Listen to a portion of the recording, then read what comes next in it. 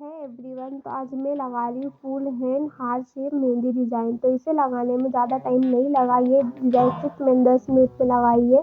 तो आप अपने हाथ पर ये डिज़ाइन बहुत इजीली लगा लोगे। तो इस डिज़ाइन में मैंने ज़्यादा डिज़ाइन ऐड नहीं किएगी। Heart shape, mandala and deep design add की। इन तीनों डिज़ाइन को लेकर मैंने इसमें फुल हैंड मेहंदी डिज़ाइन लगाई। तो आपको ये वाली मेहंदी की डिज़ाइन कैसी लगी आप मुझे कमेंट करके ज़रूर से बताना।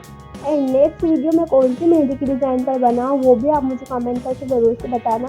एंड मैं आज दो मेरे क्यूट सब्सक्राइबर के नाम लेने वाली हूँ। तो इसका नाम है, तो पहला नाम है आलिया एंड दूसरा नाम है नेहा। तो thank you so much Neha and Alia मुझे सब्सक्राइब करने के लिए एंड मेरी वीडियो को पसंद करने के लिए।